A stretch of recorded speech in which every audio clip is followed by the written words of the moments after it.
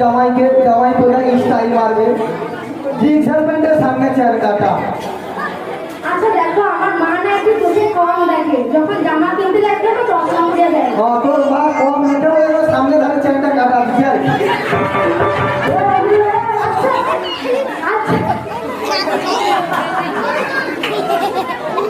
তুই হাসবুনি, তুই হাসি না সত্যি কথা বলবি।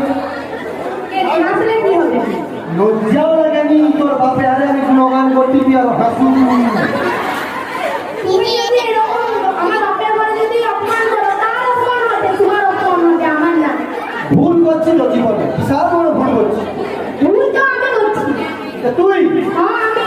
তুই যা এখন যা কাই মা দিয়া যাও পড়বে নিয়ে যাও, তুমি যা তুই যা যা রে যা। আমি কিন্তু বাড়ি যাবো। তুই যা। দেখো আমি বলে তোমার কপালে দিচ্ছি, আর কেউ জুটবে নি। পাশে জুড়ছে মানে কি ঘুরে ঘুরে আসছে। কি হচ্ছে? আমি যাইনি, তুমি আসছো। ভগবানকে ডাকিনি কোন কপালে খাইলো।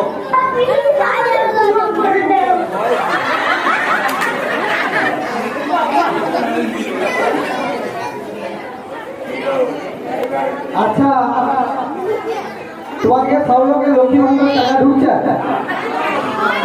ঢুকেনি? হয়নি। তুমি কি ফরম জমা দাওনি? বললো তোমার ঢুকছে? ঢুকেনি? ঢুকেছে?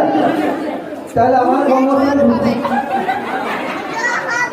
আচ্ছা তোমার লক্ষ্মী ভান্ডার নেই কি আছে? হ্যাঁ লোকে জিজ্ঞেস করতে হবে।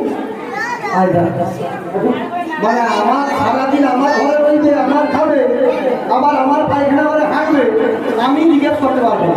না পারবো নি, লক্ষ্মী ভান্ডার শুধু আমার। সবই বলবে আপনার বুদ্ধি পাবে। আচ্ছা লক্ষ্মী ভান্ডারটা ও ও যে কটি ও না তোমাকে আমি জিজ্ঞেস করবো